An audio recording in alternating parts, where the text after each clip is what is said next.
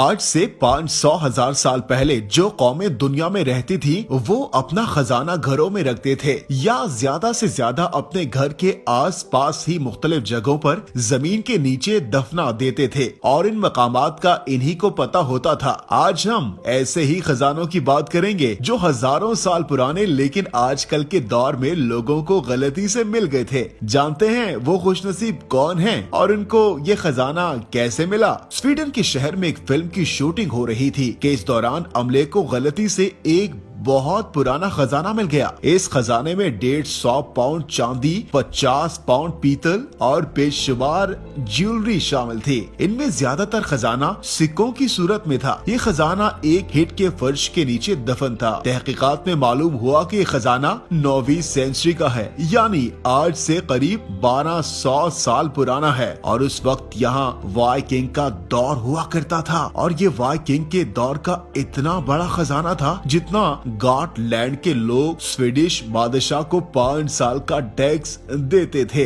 जिस जगह ये बरामद हुआ इस जमीन के मालिक को $2,40,000 इनाम के तौर पर दिया गया, जो तकरीबन 1,80,00,000 रुपए बनते हैं। लेकिन ये माना जाता है कि इस खजाने की असल कीमत इससे कई गुना ज्यादा है। ये है निक मेट, जो एक टैंक कलेक्टर है। अमेरिका में इसकी कंपनी लोगों को मुख्तलिफ मिलिट्री व्हीकल्स पर सवारी करवा कर इनका शौक पूरा करती है। इसीलिए निक पुराने टैंक खरीद कर रीफर्निश करता है। 2017 में इसने एक पुराना टैंक $40,000 में खरीदा, लेकिन इसको क्या पता था कि ये टैंक इसकी जिंदगी तब्दील कर सकता है। निक ने अपने मैकेनिक के साथ मिलकर इसको रीफर्निश करना शुरू किया। जब बारी फ्यूल टैंक की आई तो उन्होंने टैंक का पुराना फ्यूल टैंक निकाल कर इसको रिपेयर करके दोबारा फिट करना था, लेकिन इसके अंदर से हैरत अंगेज तौर पर सोने की ईंटें बरामद हुई। 5 सोने की ईंटें, और वो भी बिल्कुल असल सोना। इसकी कीमत इस वक्त $12,00,000 थी, जो तकरीबन 90 करोड़ रुपए बनते हैं। ये तस्वुर किया जा रहा है कि गोल्ड 12 सोल्जर्स को इराक में जंग के दौरान किसी घर से मिली होंगी, जिसको फ्यूल टैंक में महफूज रखने के लिए डाल दिया गया होगा, लेकिन जिसने डाली होगी वो भी मारा गया होगा, इसलिए ये राज इस फ्यूल टैंक में ही महफूज रह गया। ईस्ट इंग्लैंड में एक जमीन के मालिक का हैमर खेतों में कहीं गुम हो गया। इसने अपने दोस्त एरिक को कहा कि वो इसकी जमीन से हैमर ढूंढने में मदद करे। एरिक के पास एक मेटल डिटेक्टर था, तो इसने इससे मदद ली। इसको इल्म नहीं था कि आज इस हैमर की तलाश इसकी जिंदगी बदल देगी। एक जगह पर मेटल डिटेक्टर ने बहुत हैवी सिग्नल दिया। खुदाई पर वहाँ से एक खजाने से भरी पीती निकली, जिसमें 14,780 गोल्ड कॉइन, सिल्वर कॉइन और 200 ज्वेलरी आइटम थी। एरिक और जमीन के मालिक ने ये खबर इंग्लैंड की गवर्नमेंट को दी। जब आर्कियोलॉजिस्ट आए तो उन्होंने मजीद 60 पाउंड के गोल्ड कॉइन बरामद किए, जिनकी मालियत $50 मिलियन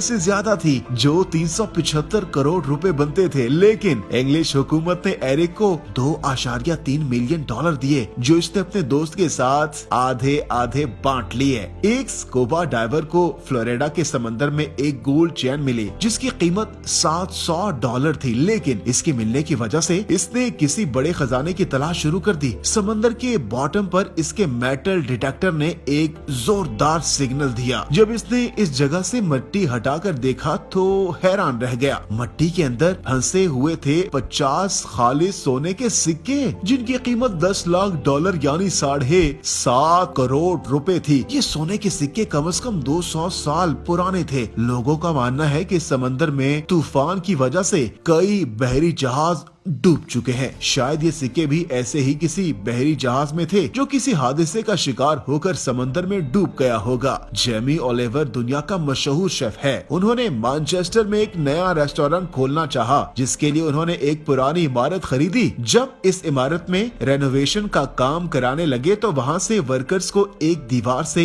$1.7 मिलियन यानी 12,50,00,000 रुपए जितना सोना, चांदी और कैश मिला। अब दीवार के अंदर खजाना कहां से आया, इसकी भी दिलचस्प कहानी है। हुआ यूं था कि इस बिल्डिंग में किसी जमाने में एक बैंक हुआ करता था जिसका नाम मिडलैंड बैंक था। इसमें एक सिक्योर वॉलेट था जहां लोग अपनी कीमती चीजें महफूज रखते थे। लेकिन फिर ये हुआ कि 1989 में मिडलैंड बैंक खसारे में जाने लगा तो इसको HSBC ने खरीद लिया। अब मिडलैंड बैंक के तमाम असासे HSBC के हो चुके थे, जिसमें ये बिल्डिंग भी शामिल थी। लेकिन 1992 में HSBC को अपनी ये ब्रांच बंद करना पड़ी। लिहाजा उन्होंने तमाम कस्टमर्स को मुतला किया कि वो अपने सेफ डिपॉजिट बॉक्सेस को खाली कर लें। तकरीबन तमाम लोग अपने बॉक्स खाली कर गए, लेकिन चंद लोग ना आ सके, शायद वो इस दुनिया से जा चुके थे। लिहाजा बैंक ने इनके सेफ बॉक्स को तोड़ने का फैसला किया। कई सेफ बॉक्सेस तोड़ दिए गए और कीमती चीजें निकाल दी गयी, लेकिन चंद बॉक्स ऐसे थे जिन्हें तोड़ने से इमारत को नुकसान पहुंच सकता था। नेशनल हेरिटेज ने इन्हें इजाजत ना दी, इसलिए चंद बॉक्सेस को ऐसे ही छोड़कर बैंक ने ये बिल्डिंग खाली कर दी। और 20 साल बाद जैमी ओलिवर के रेस्टोरेंट की